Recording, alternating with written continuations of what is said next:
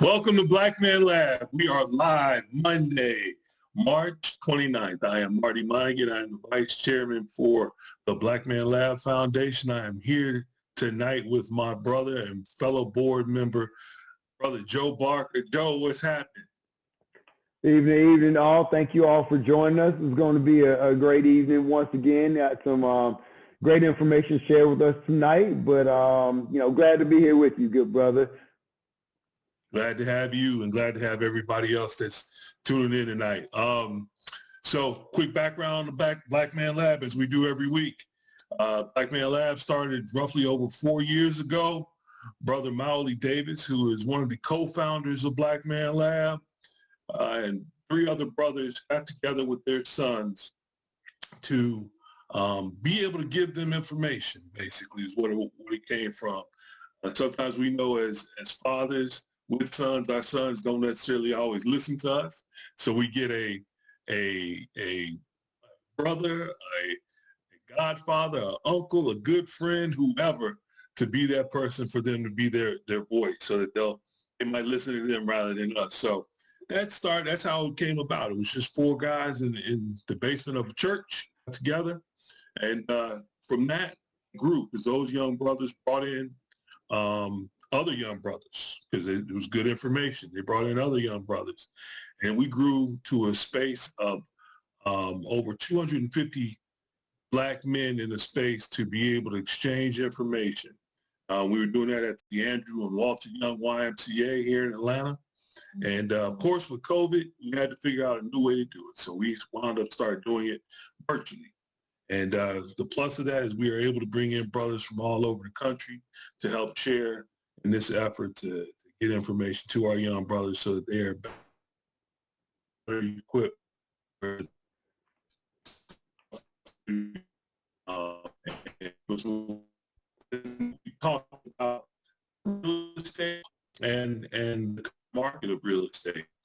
So we have a great panel of guests on this evening.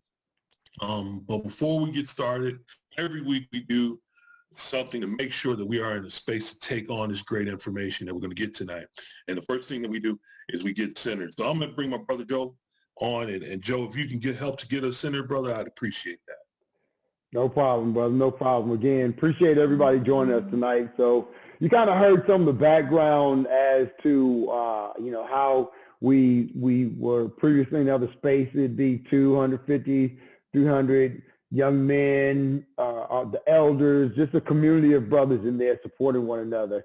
And one of the things that we always did in there, we centered ourselves, because we come into this Monday from a great weekend, a bad weekend, an unfocused weekend, but either way, we're kind of back at work and we're in a certain mindset. So what we do typically on Mondays is we just center ourselves to get whatever the energy is that's surrounding us just kind of clear, so that we can be in a space where we can receive the wisdom nuggets, the positive vibes, and the energy that these brothers are going to be delivering with the information they have for us this evening. So we just very simply just take a couple of deep breaths and we inhale, exhale, so that we can kind of breathe in the positive energy that we know is coming in and exhale out the negative energy, the negative vibes, and those things that we may be struggling with, to center ourselves for the upcoming session. So with that, what I would ask everybody to do is to just, on the count of 3, we're going to take a deep breath. 1, 2, 3. Hold it and exhale. And we hold it so that we can work on expanding our lungs, so that we can work on strengthening our lungs and our capacity. And we exhale all the negative energy and all the negative vibes out there. So we're going to do that one more time. So get ready to hold that for a second here. 1, 2, 3. And exhale. And with that, we are ready to jump into this wonderful session that these brothers are going to have for us tonight. Thank you, Joe. One of the other things that we do is we want to make sure that we acknowledge those that came before us, those ancestors that we are standing on their shoulders, that have sacrificed over the many, many years to make sure that we had a place on this earth. So with that, we want to call on our ancestors. And first and foremost, what we want to do reach back to those ancestors that were in the Middle Passage, those ancestors that come from Africa, some that we never knew their name. And we want to raise our fist in the air and say, Ashe. Ashe. Then we want to reach to those ancestors that are here and come from here in these yet to be United States. Ancestors like Martin Luther King, Malcolm X. We want to reach out to Medgar Evers, any of those kind of folks that you can think of that, again, help pave the way for us to be here today. We raise our fist again and we say, Ashe. Ashe. And then lastly, we want to reach back to those that are in our own bloodline, those in our family that we're standing on their shoulders, those that will be very proud of this work that we're doing today, those that, are our big mamas, our big daddies, our great-great-grands, those that actually put their hands in this soil that where we are right now. And raise our fists to those and say, Ashe, Ashe, Ashe, Ashe, Ashe-o. Ashe-o. All right. Thank you all. Thank you all for allowing us to bring those people into this space. And without further ado, let's get started. First thing I want to do is I want to have our guests tonight introduce themselves and tell us what brings them into this space. And I'll start with you, Brother Ray. All right. There you go. Sorry about that. Thank you again for the opportunity to be present with like-minded brothers talking about things to help move us forward, to help build our communities and help strengthen our young men, to give them some kind of direction, which we didn't have at our age growing up, or we just chose not to listen because we were hard-headed. But my name is, I'll give you my full name. It's Ronald Kwesi Owusu. So my parents are from Ghana. A lot of what you guys started off doing, that is a very traditional cultural thing that's done in my household and in my culture. So giving praise to those who came before us and asking them for their guidance and wisdom is something that we do in major gatherings and cultural events. So it's good to see that same practice being done in regular settings such as this. So I applaud you guys on that. That was very that meant a lot to me to see that happening, because growing up in New York, growing up in America, well, I was born in America, we tend to slight the things we don't understand, and this trend, this regeneration, this rejuvenation of what's taking place is really giving us a broader outlook of what's going to happen on, and allowing us to kind of further discover ourselves. But not to get away from the topic at hand, I'm a mortgage consultant in the real estate field. I've been doing it for 20 plus years. And I guess what drove me to this field, I got a degree in economic finance. I was supposed to be looking at community budgets and trying to figure how to grow and expand community development. But I found a need for home ownership, not just to do it, just to kind of give us more insight on how to acquire property, because of some of the things that we don't know and didn't have an idea of. So I'm just here to kind of shed some light on that, shed my expertise on what I've been doing in that field, and hopefully picking up some information from the other brothers on the panel today. So I'll leave you with that. Appreciate you, Brother Ray. Appreciate you. Brother James, this is one of my Bison brothers. James and I go all the way back. James, I ain't gonna tell him how long we've known each other, brother. Man, you ain't gonna speak that into. Oh, you ain't gonna speak about that. But I've been knowing the brother Marty for a long time, since we were in our youth. Right. Yeah, no, and it's thank you for inviting me back again. I want to say it was almost about a year ago last year. it may have been the last one or the second to last one you guys had before they shut the whole thing down. Yeah, I think you're right, actually. Shut it down, yeah.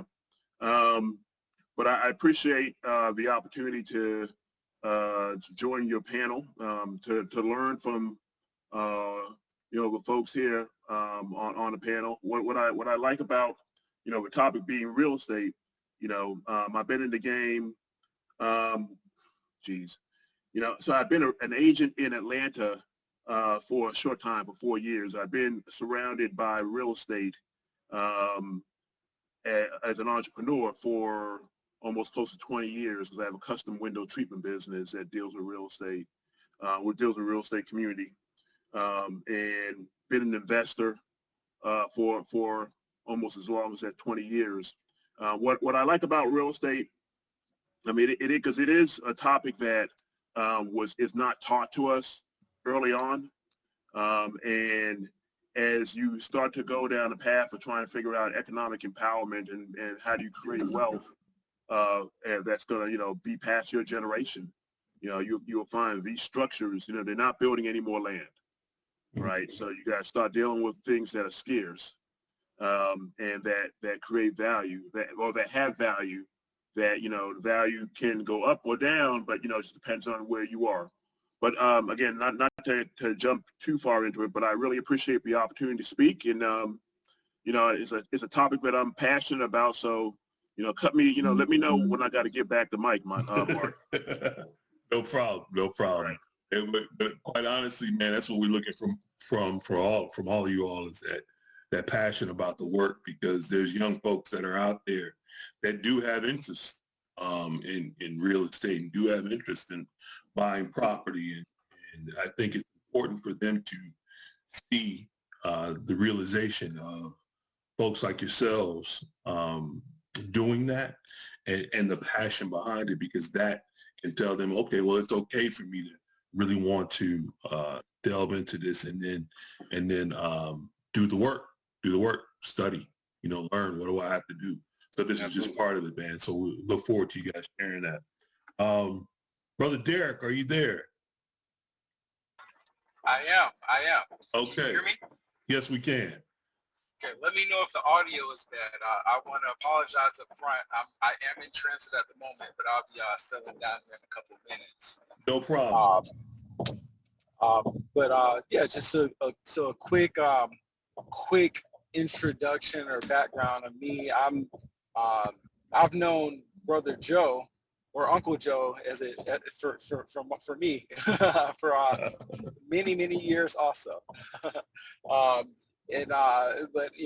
Thank you guys for doing this, putting this on, and for giving this platform, or creating this platform. This is awesome, and I appreciate you all for doing it. My background is I'm from Atlanta, born and raised. Went to local Westlake High School. Started in entrepreneurial for a long time. So I started a couple organizations when I was in high school. Ended up going to college. Played football there, but also started a couple organizations there. One ended up being incredibly successful. Ended up being the largest professional organization at Harvard, the undergraduate college and the business school. And I kind of rolled that into a job on Wall Street, but also, this is kind of the middle of the financial crisis. Figured, hey, real estate can't go any lower. So I raised a small fund to invest in single-family homes out here in Atlanta. Learned the hard way that the real estate market could continue to go down, and did. But I've been in multifamily ever since. I've been in real estate down here ever since. I started. I did go and I worked as a trader at Goldman Sachs for a while, but continued to do real estate deals, kind of nights and weekends type thing. Grew my portfolio. By about 2013, it made sense to.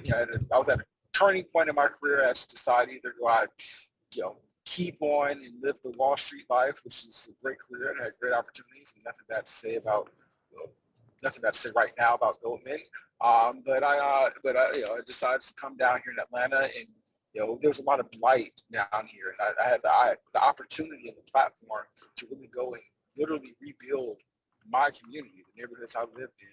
And I just felt like I couldn't turn down that opportunity. And that's what I did. So I started from 2013 on. I've been buying apartment complexes in various degrees of disrepair. So, things that are 8% occupied to 75% occupied, completely gut renovating them and building strong communities from a bricks and sticks perspective and from just a people perspective, providing free after school program, financial literacy, things of that nature.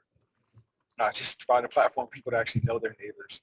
I started an asset management company as well. Grew to about $300 million in assets under management. And now I do a little bit of, now I still do that. It's not as much light around. So I don't focus on that. I focus on buying apartment complexes and preserving and creating additional programs through just regular acquisition rehab and also through co-living. I saw that a lot of my larger floor plans were roommates were living in. As prices continue to go up and up and up and up, people started living with roommates. I lived with roommates. My wife lives with roommates. All of our friends did, and that was just the way that we were able to live in places where all the jobs were. I worked at Goldman, and I couldn't afford a one-bedroom there, so I lived with roommates. So there are a lot of friction points there. We work to take away those friction points. And then we have a tech platform as well that creates securities that's backed by cash flows from those from those properties, and we sell them to investors. So that's me in a nutshell. Gosh, that's a big old nutshell right there. That's one of those conch shells that you find on the beach. It's a big shell. But appreciate you, brother. Appreciate you. So listen, and this kind of is a good question, I think, to piggyback off of young Derrick, because he's the youngest of this crew here.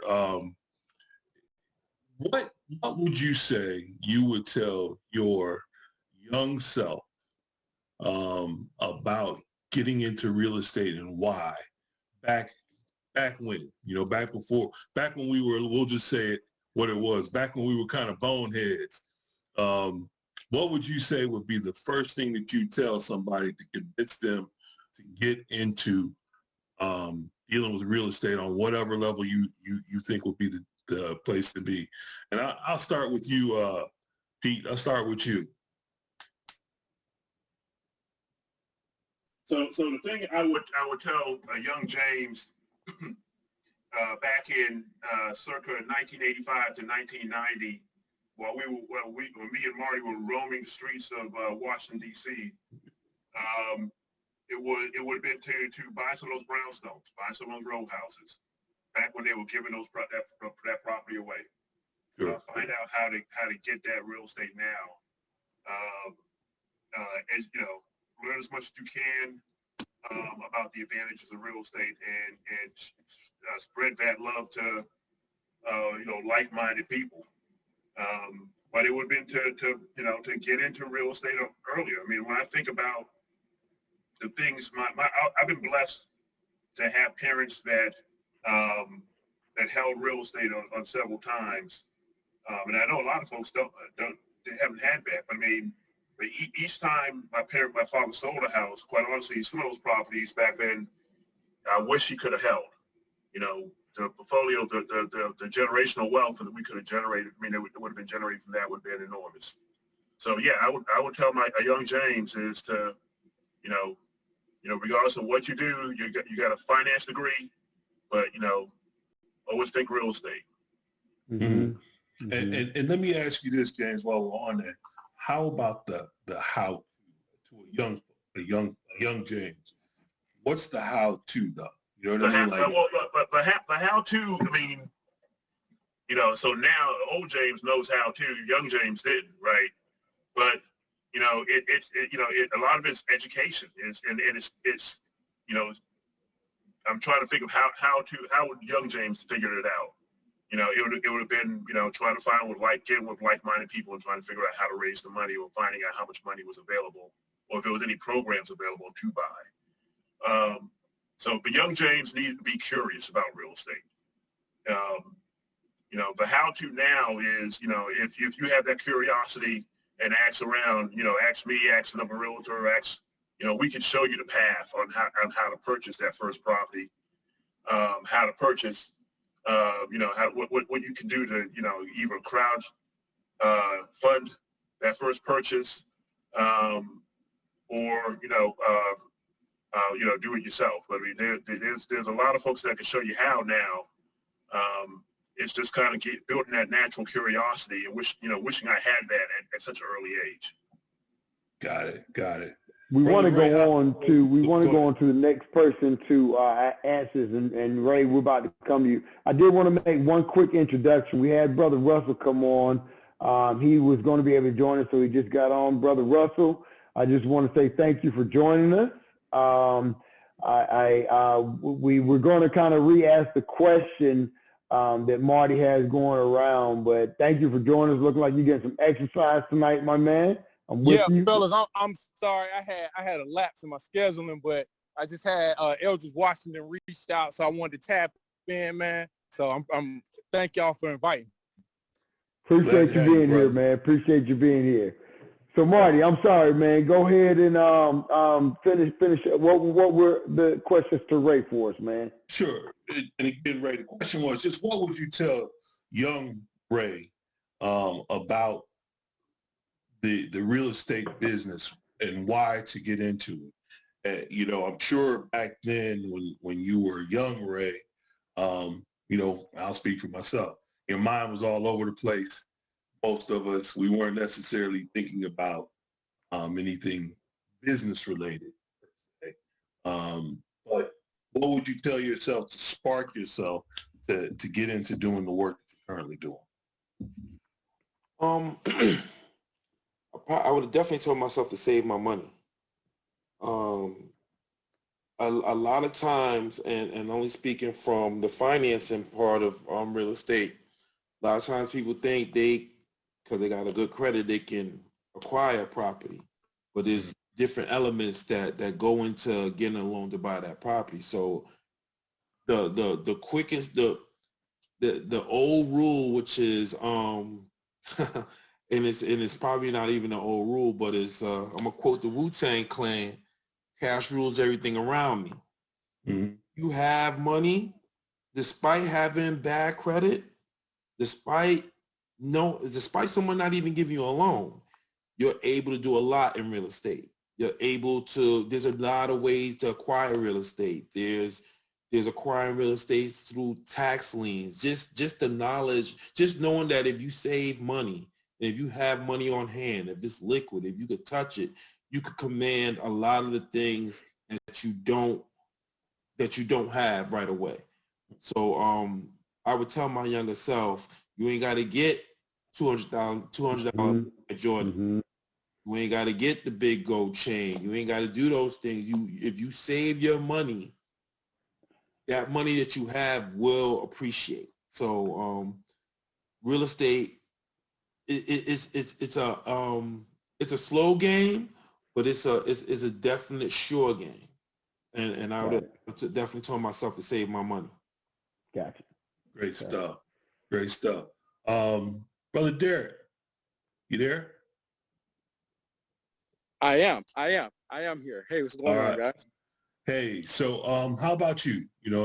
Although you're younger, what would you have told yourself sooner in getting into real estate?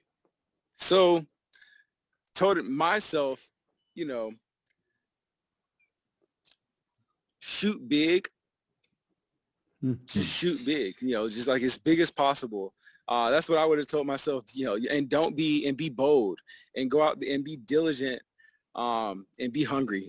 But in terms of if you want to get into the real estate game right now, I would say there are a couple things going for you and there are a couple things working against you. Things going for you, mortgages are at record like lows. Like it's very, very, very cheap to borrow money. There's a lot of down payment assistance out there. If you want to buy that first property, need some down payment assistance in the city of Atlanta, there's those opportunities to get those grants. If you want to, start, if you're younger in your career and you want to have a career in real estate, don't be afraid of brokerage, like multifamily brokerage, or trying to get in, or just trying to reach out to. And in the real estate industry, you can just reach out to people, a bunch of people, and that's really how I started. I just probably should have went bigger, but like I was interested in apartments.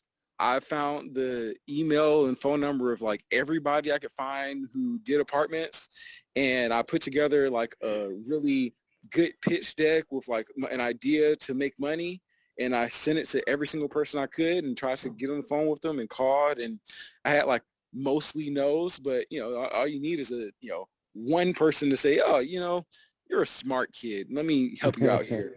And that's all. That's kind of, I don't know if that's kind of would be my answer. That's a great answer. I do like that answer. Shoot big. Right. So as big as you shot, you would have shot even bigger. Wow. All right. Yeah. Absolutely. I think it's you can start small in terms of like you got to take what you can get and get experience. But you can, if you can figure out a path, you can put together the steps. Shoot big. And if there's something like, because what I found is like, I reached out one time to like Ray McGuire. He was at the time the CEO of Citibank, which is the largest bank in the world, black guy, or maybe he was the managing director there. And you know what? Like he was just happy that a young, enterprising, ambitious black dude actually put together some diligence material and reach out to him. And like, you'd be surprised how people people want to see you succeed. So gotcha. Absolutely. Appreciate that. Great stuff. Brother Russell, if you can give a quick intro of yourself, and then if you can answer that question as well, what you would tell your young self as it relates to real estate, I'd appreciate it. So if you can first give a quick intro of you. No problem, man. Well, Herman Russell III. So I a part and come from the H.J. Russell enterprise out here in Atlanta, Georgia. For most part, like I said, I work along in the family as an asset manager, land use, kind of some things that we're doing close to Mercedes-Benz and Castleberry Hill around parking, as well as I'm also a realtor, and I work and try to partner up with real estate investors as well. And I think as far as pertaining to the question, I think it's just there's power in your network. And, when you get into real estate, there's so many different avenues and lanes and specialties. I think when your network is strong, you have people who are in those different fields, whatever the case, like Derrick was mentioned, multifamily, or you might have people who are doing rehab projects. I think the closer you can get and the relationship you can build with people who are in different avenues, it makes just your network and your ability to learn and extract information all the better. That's what I would really just advise. You got people who are strong in the financing field, the marketing, the acquisition and selling.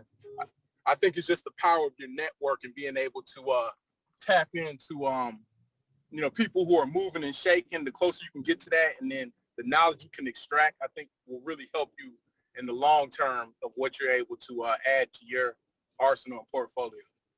Awesome. That's great stuff. And all four of y'all dropped some great little nuggets in there. And just kind of, they all stick out to me.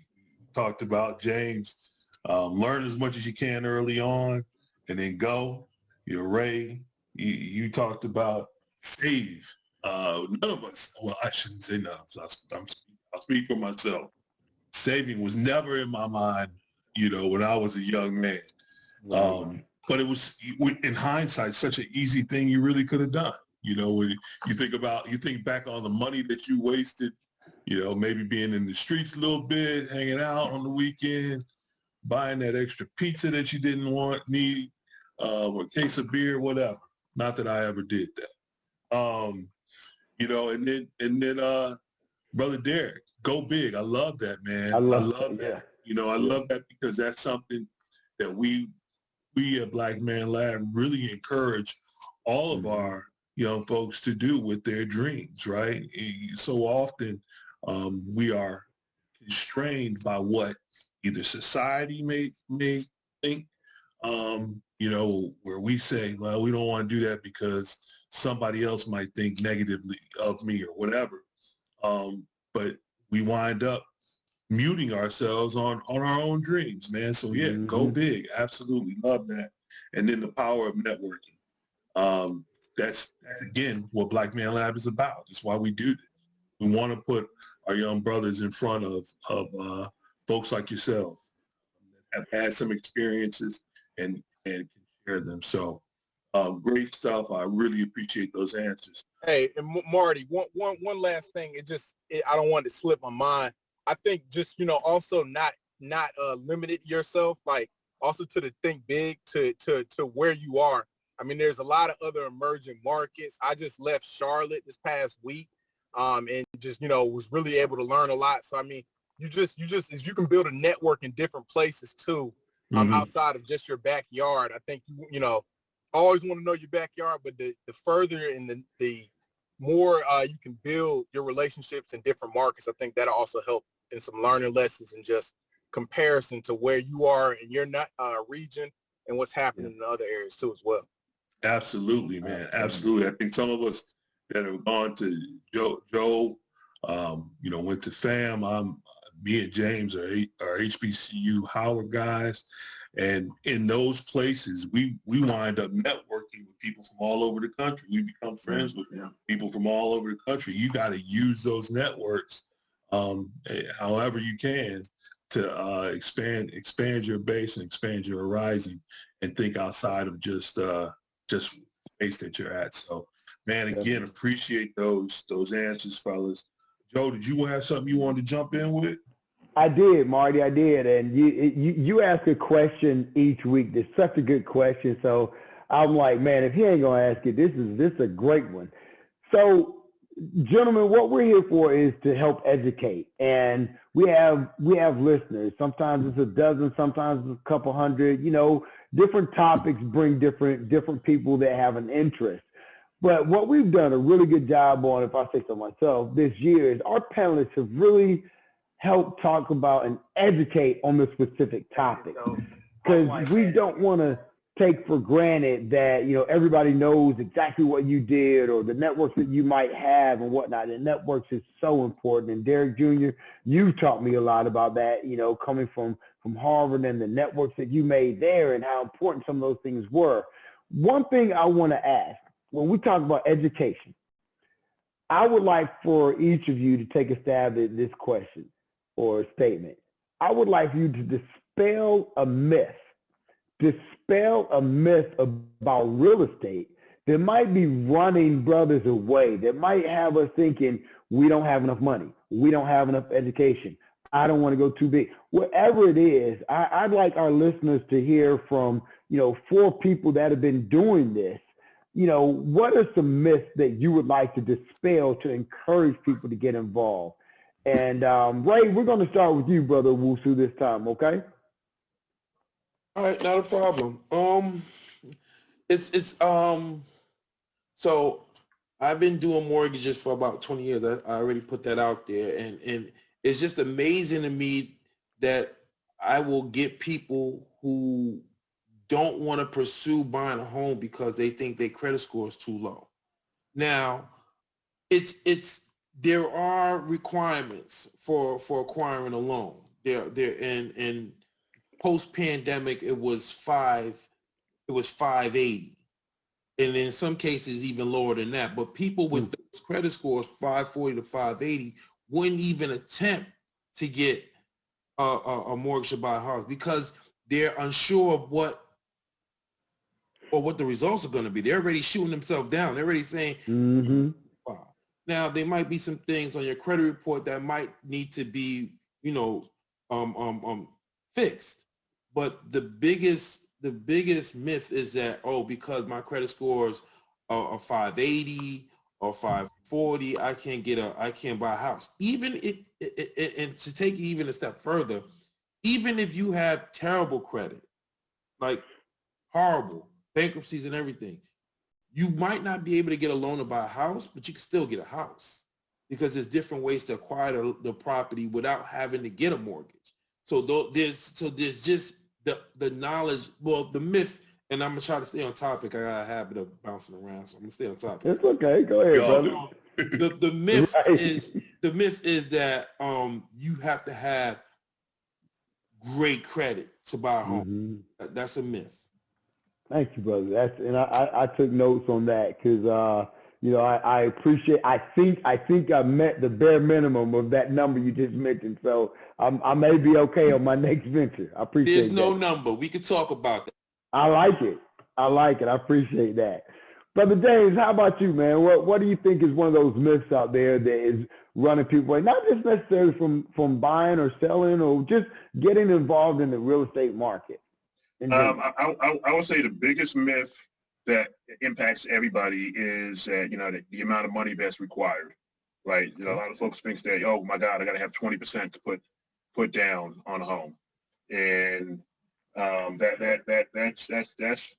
a big myth. In fact, I very, very, very rarely do I run into people that have 20% to put down, or that want to put down 20%. They may have it, but they may not. But they try to find use any of the cheaper money out that's available.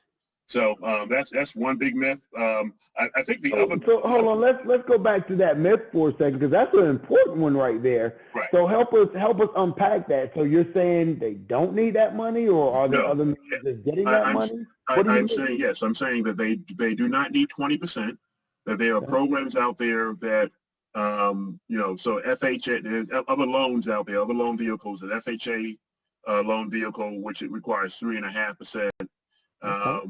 Depending on your credit, you can get a conventional loan that you put down 3 or 5% on that. So a lot of it is going to be a combination of how you maintain your credit, which is basically your word, a reflection of your word to everybody else, whether in your ability to pay back those obligations, right? How you maintain your credit and your debt to income ratios. But I mean, it's still, it's possible to buy a house, for the most part without putting down 20%. And in fact, you can do that and repeat that process on your second house. If depending on the location and depending on where, and getting refinanced, so you can build an empire, a real estate empire, and not have to put down as much as you think. So there are definitely other ways of doing it. I guess the other thing I wanted to say, just in terms of limiting myths, really a lot of it is not even a myth. It's just that most of the things that stop us from doing what we want is in our head. Right, it's in here. So it's having those thoughts saying, I can't do this, I can't buy a house. I'll never be a homeowner.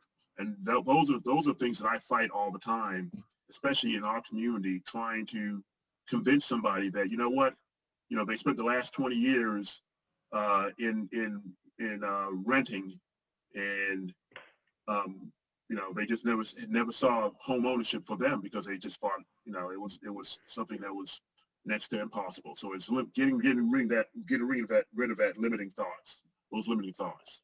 Okay, that's powerful, man. That's powerful. Appreciate that, and appreciate you allowing me to kind of unpack that a little bit. And no problem. I love it when we are having topics that I'm not very well versed in, because sometimes we kind of gloss over, well, I would do this, I would do that, but I don't know anything about this either. So it's easy for me to ask a very innocent question, because I don't know what that means. And I really appreciate your patience in helping me unpack that. Herman, let's go to you, man. And then Derrick, we're going to end up with you after Herman. Herman, what's a myth that you would want to dispel about the real estate environment and space? Man, I would echo really the first two. I think, when you hear a lot of people, whether it's from a consumer standpoint of getting in, purchasing a property, I think it's just the money. And then, even if you're on you want to just get in the game of real estate, you know, you have people out here who are finding deals and they're bringing them to cash buyers, whether it be on the wholesale side. So, I mean, I think that's another thing is that, you know, as long as you're able to bring value to people who are in the space, that necessarily the money that you're coming with to the table with will not keep you from being at the table. Now I'm going to play again. I'm going to play ignorant because I don't understand half what you just said, so I get to easily play ignorant. So when you say you have people bringing cash deals and wholesale on it, what does that mean to me? Like what does that mean? I didn't understand what that meant.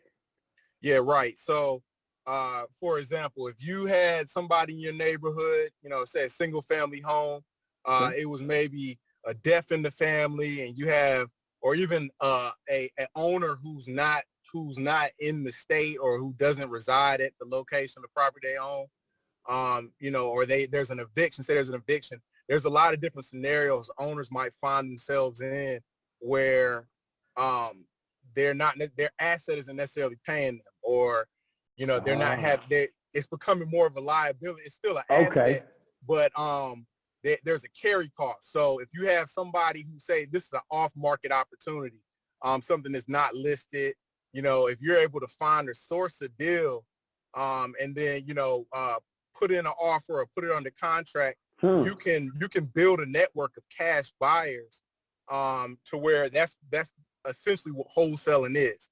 And you can assign, you can put a property under contract, of course, have your earnest money or whatnot, but you can put a property under contract and, you know, find a buyer to assign that deal to and make your margin, you know, make your margin. Of course, you want to, you know a little bit about the value, you know, what are the after repair values, you know, certain things. But I think a lot of it is just education. You want to educate yourself so you at least get to an opportunity. You can stumble across an opportunity where you're not necessarily having to put your own money into. Nice. Thank you for that explanation, helping unpack that a little bit. Really appreciate that. Derrick, what about you? What are some of the myths that you might want to dispel? You know, you asked me last, so I had the time to come up with the best answer. But the best answer. You already know you're going to be the best answer. I mean, you know, I would echo some of these other things. You'd be surprised how little money people put into even some of these big deals. I mean, people are buying, you know, $40 million deals with $150,000 down. That's a lot of money. But like, you can scale that down. You know, what does that mean? What does that? What do you mean scale that down? What does that mean? But I mean, so like, you know, you can put it this way. In real estate, there's money, there's information, like, and there's deals. Like, those are the things that get you paid effectively. At least that's kind of what I've seen. If you can get kind of as what, you know, to what Russ was saying, if you can get deals that other people don't have, you don't really need as much of the money. And if you have expertise, if you can build your skill set up so that you know how to make money out of a property that other people can't make, whether that be because you know the construction business and you can get in there and you can fix something up that's currently broken and you can make it so that, you know, it makes more money than it is worth more than it otherwise would be. Or if you have expertise in the financing realm and you know for a fact you can get in there and you can get cheaper source of capital than anybody else, or, you know, those, you know, or if you know, then that's something else you can bring to the table, you can work on without, you know, having to have lots and lots and lots of money, or if you know of certain programs. Lastly, like, real estate is a contact sport. You know, it's like you get paid for knowing people, for like just going out there and meeting people. That goes back to the network that Russ was saying. Yeah, it's just like networking is super important. In terms of a myth that I What's up, bro? Good night. Hey, man, appreciate you. In terms of like a myth, I say bigger deals are easier to do. You know what I'm saying? Like, it's not just because things are bigger doesn't mean it's harder.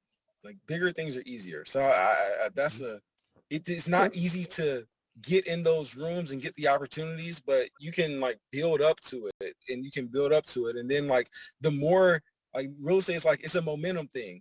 The more you've done, the easier it is to do more. So like just get in and get started. I can see where that makes sense. That actually makes sense. Yeah. Your first one's going to be hard. Your second one's going to be hard. Your third one's going to be easier. Your fourth one's going to be easier than that. Your fifth one's going to be, it gets easier as you go. So these are all great points and great perspectives for us. And I want to segue that into another question. And whether you all have the same answer or different ones or what have you, just imagine you have an audience here of differing objectives. You know, everybody wants to go into real estate, but none of us that aren't already in it really know where to start. So many brothers and sisters are in it now. I give you that, you know, and I'm late to the game, and so many of us.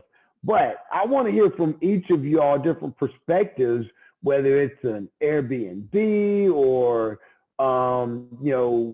it's something else you might want to do. Where would you all feel, you know, what might be a good entry point at whatever age? I'm in my 50s now. What might be a good entry point to say, all right, here's something that you might think about doing so you can start making some money in real estate? Because, of course, you know, I pay my mortgage and so forth, but I'd love to be to a point where we could be making money to help pay for what we're doing as compared to just, you know, writing a check every month. So where might be a good entry point to say, here's someplace you can go and start making some money in real estate, especially given where the market is right now?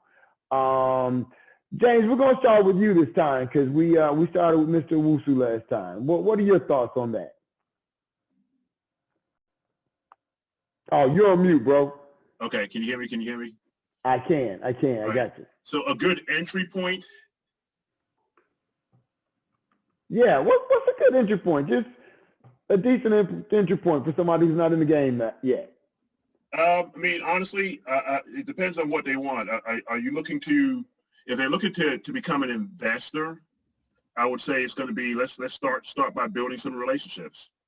You know, I mean, it's start by reaching out to folks you see, you know, or realtors or mortgage lenders, or anybody you know in the game, and, you know, kind of learn about what they do. So, okay, you know, so build some relationships. Yeah, build your network, have conversations. Even as a realtor, real estate is one of those things where you learn on every deal. I mean, every transaction you're learning something new. And so I you know, I'm an introvert, but I come into real estate open armed and try to do my extrovert thinking, you know, because quite honestly, the more people I know, even like jumping on a panel like this, last year I jumped on this panel and I ended up I got probably about got one deal out of it, and a lot of good relationships out of just having a conversation and being in front of people. So it's you know, kind of making that passion known, and, you know, talking to people. Okay, all right, Derrick, we want to go with you next, since you were last time and you got the best answer. We want to go with you next. What might be a good entry point for somebody interested in real estate? So I'm just gonna be honest here. It's not easy to get in. Like real estate is where, like, there's a ton of wealth in real estate, and this country was set up so that it's easier for people with money and connections and contacts and all that stuff to keep it than for new people to break in. So, but the thing is, you can play a game that other people don't play. Here's one thing that I did. I mean, I got really good at operating Airbnb and short-term. I think and you can rent. Go ahead. I think you came back. Go ahead. How's this? Is this? We can hear you. Go ahead. Is this a little bit better? You're good. Yeah. Okay. Yeah. So, like, Yeah. So one thing that I did was I started like renting space, like I rent an apartment, or I get a single family home where you can get like down payment assistance, for instance, to just buy one single family home, and then do like short-term rental, like Airbnb, and get good at that, or find somebody else or do co-living and get good at that, and make arbitrage and get some cash flow going, and then do it again, and then do it again, and do that from, even if you have to just rent the space to do it, just to like, be good at operating and get your skill set up. Okay. And then once you have those streams of income there, and then you can use that stream of income and leverage that to save up a couple months and have a down payment to get another property, and then build from there. Do that, buy something. So that's one way. Or buy something that's, there's a lot of competition for good properties. It's not as much competition for beat down properties. So if you can get a contractor that you can, network, get a contractor that's good, that'll do good work, and then buy a property that needs to be fixed up, and then buy it, renovate it, and then rent it out, and have something that you can create value, and then have that be your nest egg that you can sell, or that you can refinance, get some cash out, and have a little bit of cash to go out and do the next thing. And I'd be happy to, if anybody wants to do that, I'd be happy to kind of talk through in detail. You can hit me directly of how to kind of. We're going to give out. That's perfect. We're going to give out everybody's information, and our producer Mark is going to make sure that information is communicated. But great perspective, Derrick. Appreciate that. Marty, I think we had somebody join. I want to give you a second to go ahead and make that intro right quick. Yeah, no problem, man. One of our brothers who's been on before with Black Man Lab, a fellow Chi-Town brother who's a master of many things, man. But he was in the chat of Black Man Lab, and he brought up a really good topic that I wanted to bring him on here to talk about, because I think, as we were talking about earlier, about thinking big and thinking outside of just like what Brother Herman was talking about, just outside of space you're in. What Brother Marcus Claiborne was talking about in the chat is globally. So he was talking about real estate outside the U.S. So I wanted to bring him on. I thought about it. I was like, you know what? That's a topic that we really haven't touched on. And if we have somebody with that kind of experience out there, we should definitely talk about it. So without further ado, Brother Claiborne, if you could come on and just kind of talk about the international market of real estate and what your experience has been. You're on mute, Marcus. Off here. Okay, I think I'm off there. I haven't done this too much, so got to get more comfortable with this. So first, a disclaimer. I'm listening, to many of you guys. I'm not a real estate professional or finance professional, not a real estate guy per se. I'm just a guy, I've owned 4 homes. We've had 4 homes built. And I've, for a time, I spent as a landlord on my last house. So that's the extent of my real estate experience per se. But nevertheless, so I was just in the chat and I was just thinking about it, and I did key off the fact when the mention was made to, shoot big, right? And then someone else spoke about thinking beyond your immediate sphere. And it just kind of made me think about what it is that we're looking to do. And I place it in context of how, like, we as Black people, with everything that we're experiencing now in the United States and what's going on, like, say, on the African continent, with the 21st century is like ground zero. I think the African continent is like it. And so, we have all this quest that we're on to try to, get back to our roots and those types of things. So I just think it all comes together.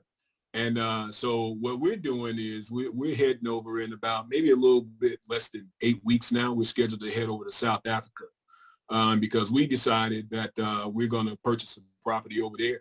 And we're going to purchase that property to have as a vacation home to visit multiple times a year.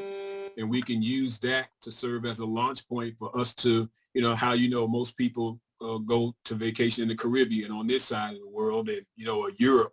Well, you know what? We get the opportunity to see the continent of Africa, and use that as a launch pad to Europe or Asia and those types of things.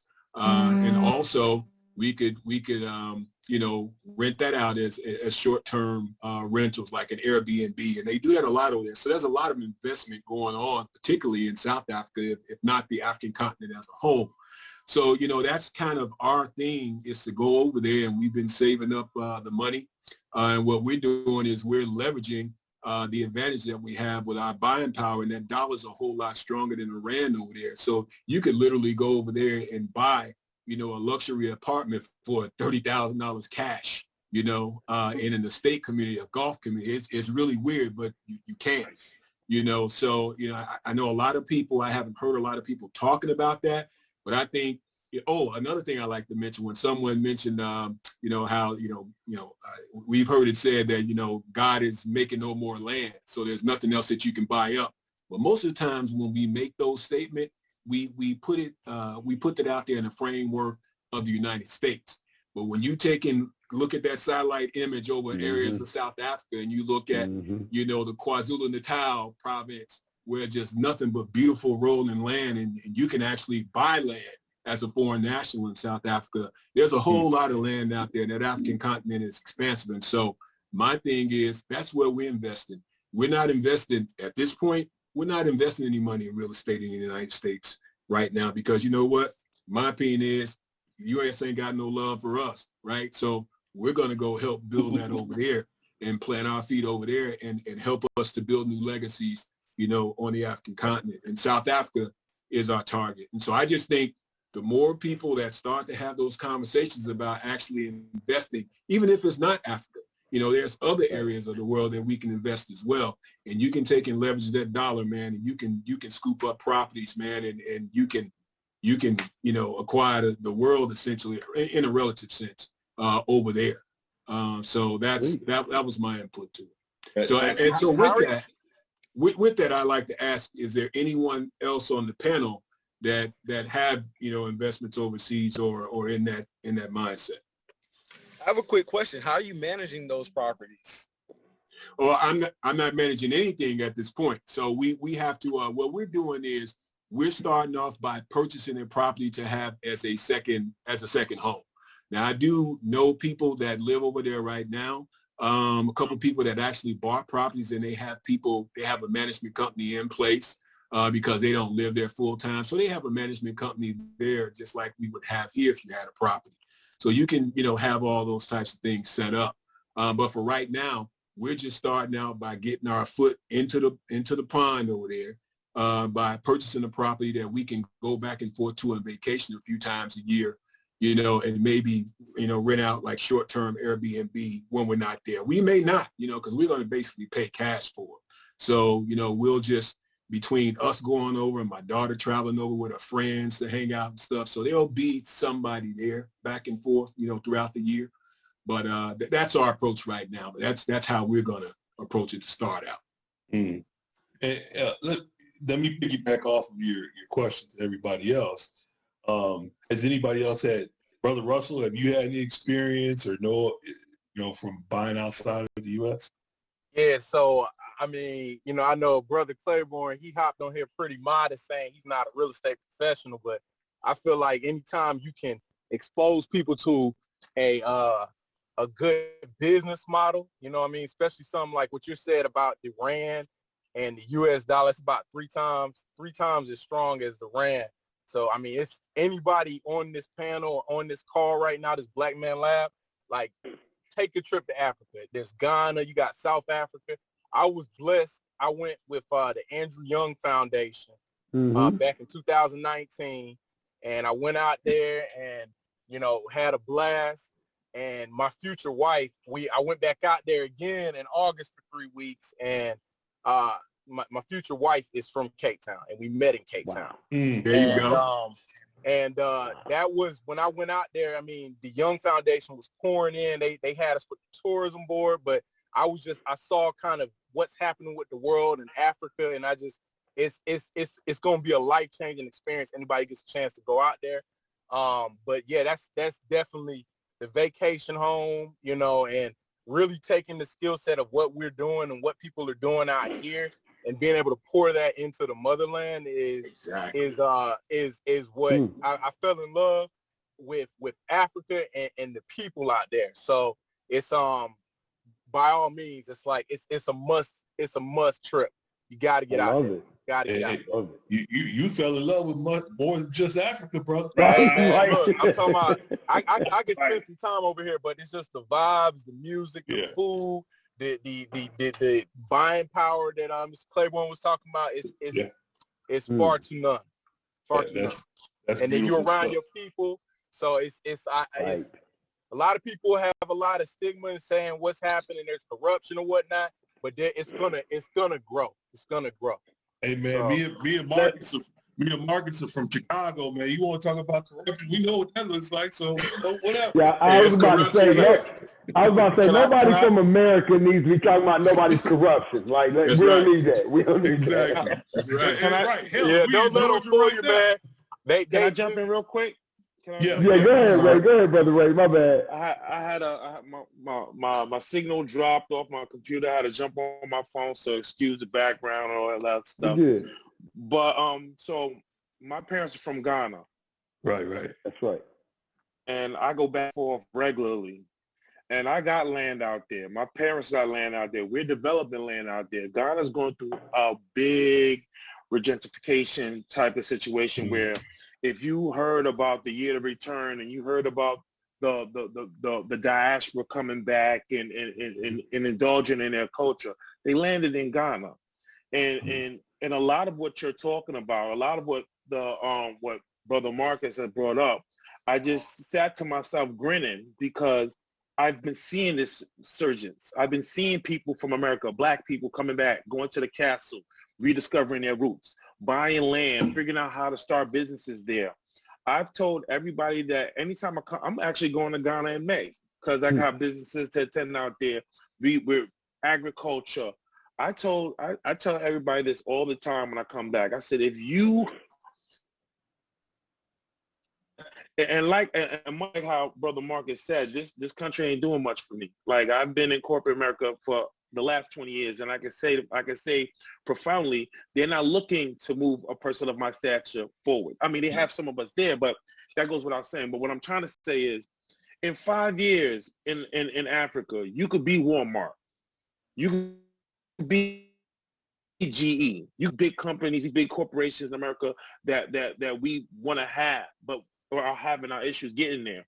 Because let's just all be honest, they all started from one person. They all started from one entity, and they grew into that. The same thing applies to companies and ideas in Africa. Now, I will say this. You can't come to the country and just kind of assume that, you know, I'm going to come here and get things going. Like, you got to learn the culture. You got to learn who's doing what and who's not doing what. You know, it's like being in high school all over again. Who's a cool person? Who's the person you can trust? Who's the person that just wants to get over? I mean, those elements are there, but the opportunities there are immense. It made me happy that Marcus brought this topic up because I was trying to figure out, are we going to talk about this type of real estate? Because those opportunities are there. People now, the land buying process is a bit different, and it's deep and it's rooted in cultural. It's rooted in tradition. You can't just go there, show money, and buy land. But the opportunities are immense. I just scrambled to get back on this Zoom chat so I can put that 2 cents in there. We appreciate that, man. And Brother Ray, I was going to come to you when Marcus was originally sending his messages in the chat. You know, I knew, knowing you were from Ghana, I wanted to make sure that we tapped into that. So I'm glad that we made that connection. For sure. Both of you all's point, though, as it relates to opportunities in the motherland with property, with land, and the possibility of it being kind of a unknown for us because we're over here. But what we do know is that these are the yet to be United States. And what this country has been based on is not based on our welfare as much as us being a commodity. We know that. So us being able to go, to the motherland and potentially buy property and sow that soil, that sounds good to me. My dad used to say, dance with the girl who bring you, and that's who bring it. So that's why I think it's a great idea, and I'm glad we were able to touch on that. Man, we are pushing up against the clock here, brothers. Yeah. And this conversation has been awesome and informative and enlightening. So what I don't want to do is miss out on the opportunity. Every week, we always ask about what people's disciplines, habits, and rituals are that they do on a daily basis. It just kind of keeps you moving through what you do every day in life and keeps you moving forward, because we know that without doing those things, you don't see the greatness that you have in you. So I want to ask you all, what are your habits, rituals, and disciplines that you do on a daily basis that keep you moving forward, to keep you getting to those goals that you're trying to set every day? And I'll start with you, Brother James. You just talk about your habits, rituals, and disciplines. Am I on mute? Okay, good. No, you're good, No, bro. you're good. I would say, I try to network every day with folks above, folks that are kind of in the stages above me in the real estate game. Find out what are they doing to be successful, and I network below, with folks that are just coming up. So I'm sharing knowledge. So I think that, you gotta kind of, kind of givers gain. So you got to give, to the folks below and try to, network with folks above you, kind of figuring out what's the next stage for your business. I mean, that's one of my habits. The other one is starting early. Getting up in the morning. I tend to wake up at about 5 o'clock. And that's kind of where I start my day is early. And to keep my Monday through Friday at least systematic. So you're up early, you're working on those days, especially as an entrepreneur, every day is, I got to treat every day like it's a work day. That's kind of the things that keep me focused and keep me grounded, is setting up a process, setting up some rigor around my schedule.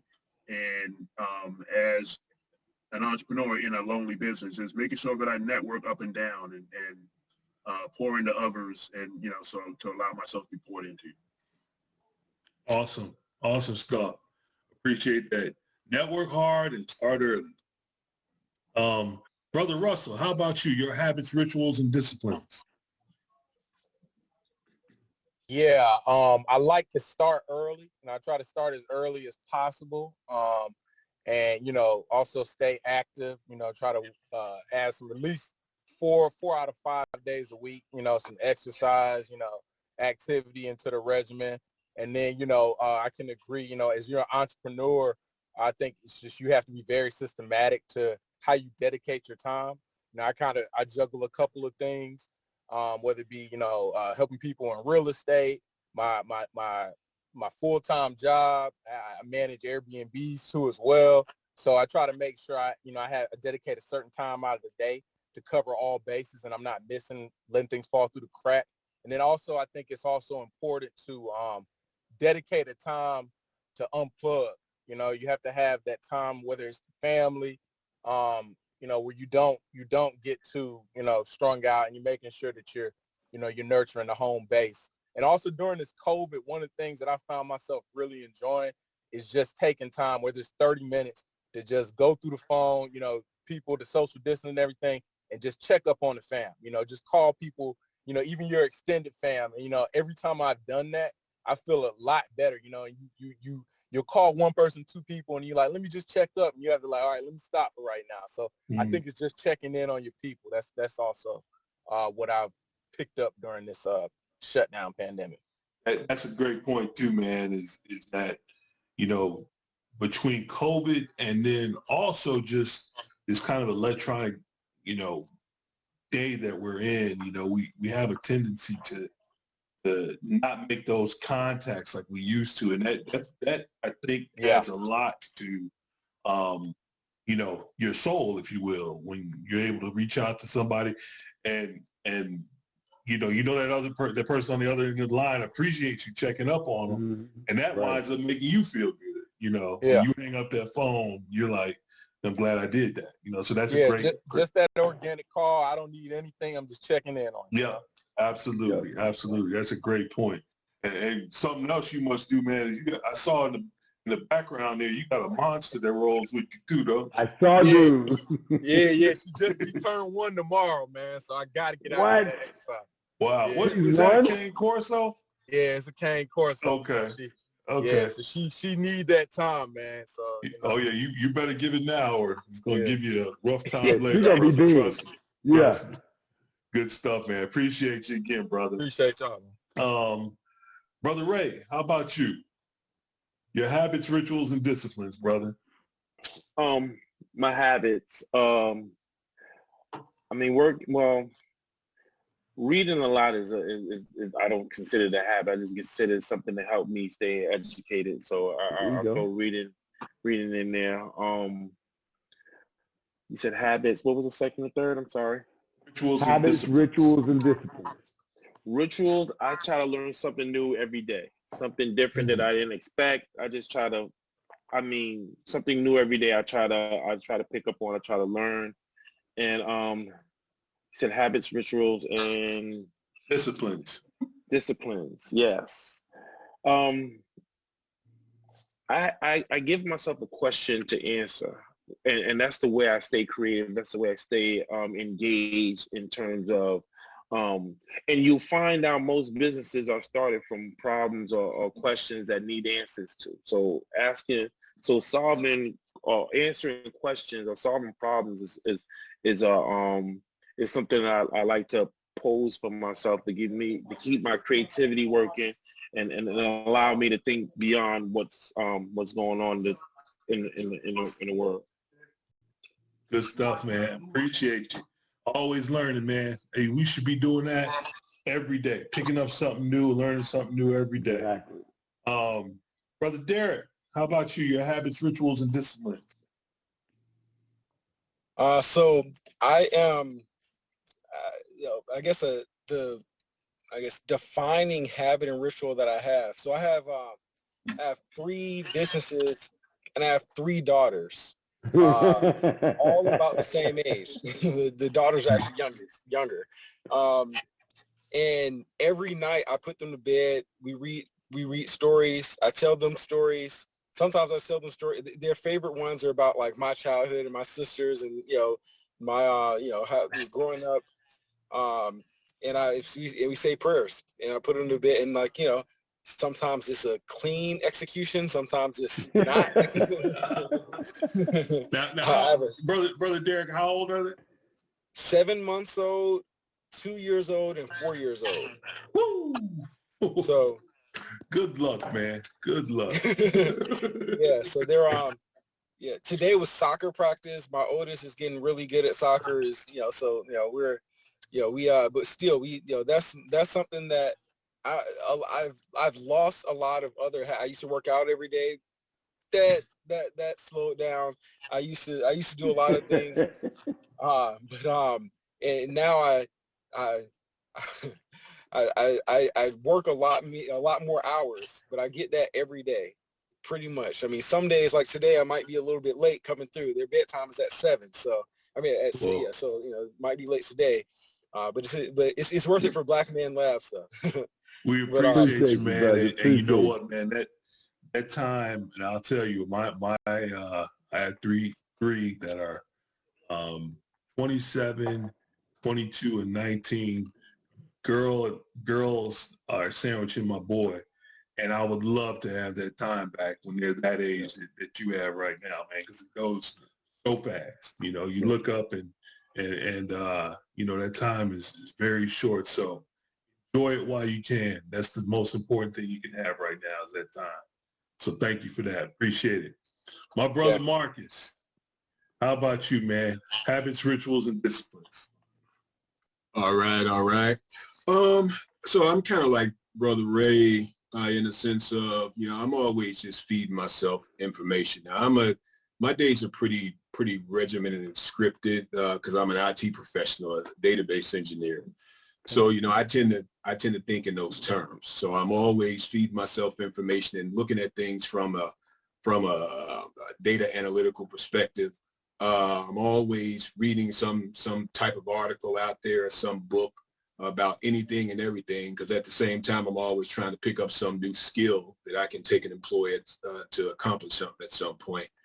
But, you know, just the standard stuff like getting in my exercise and stuff like, you know, when I got back in, when this kicked off, I had just come back in from running. So I try to get my runs in, and when I'm not running, I'm bicycling, those kinds of things. In addition to just doing things like with us being focused on trying to plant roots in South Africa, I'm always trying to learn, you know, different things about that culture over there, whether it be, you know, geography or whether it be, you know, starting to learn the Zulu language, isiZulu, those types of things, learning about the real estate laws and those types of things over there. So just a myriad of things that I do. But also, like I said, my day is kind of regimented. But one thing that I do find myself doing almost every night is I spend a lot of time, like typically after everybody's kind of wound down, I normally end up downstairs by myself in front of the TV just watching videos, like YouTube videos on you know, financial programs, Nomad Capitalist or Backyard Bullion or Silver Dragons and stuff. And the reason that I watch those things because it kind of helps me to, especially with what we're trying to do now, I've had to kind of reshape my value system. Not that it was screwed up before, but it just kind of helps, I guess, to reinforce those things and help me orient how I approach things from a financial perspective as far as savings and investing, you know, against the backdrop of the goals that we've set for ourselves. So I try to do a lot of that, just taking in different YouTube videos, reading books and those types of things, but just having that alone time, that me time, typically late nights, you know, from 11:30 to about maybe 1:30 in the morning. And then I come up here and turn it in only to get up, you know, 5:36 in the morning and do the same thing the next day. So that's kind of like how I rock. All right, brother. And that's that, you got a lot of discipline and a lot of ritual in there for yourself, man, that you do, and habits. You do it regularly. I you know, from you being on here and knowing you, I know that those are things that you are very regimented with and stay steady on. It's helped you to be who you are. So we appreciate you. Brothers, every week we wrap this up. We're in person at the Andrew and Walter Young YMCA.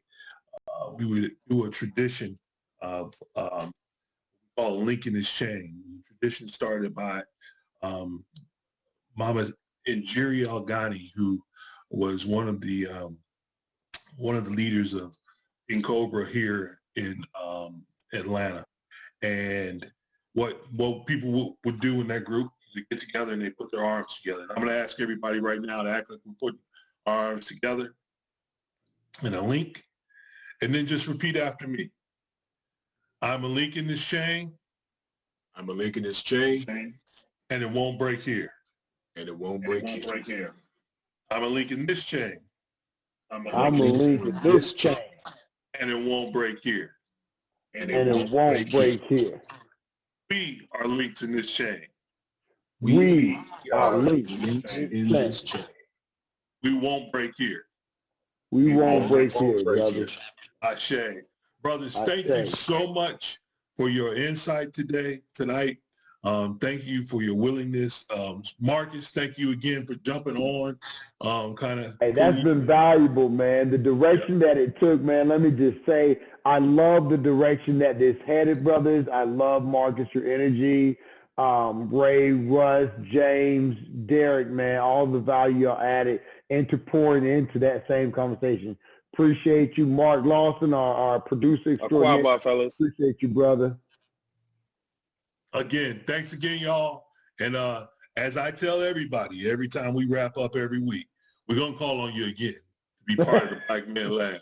So, James, you know already. Marcus, you know already. I'm ready. Let's not wait again. We look forward to, in hopefully the near future, us being able to do this in person. And because that spirit that we have in person, it's hard to explain.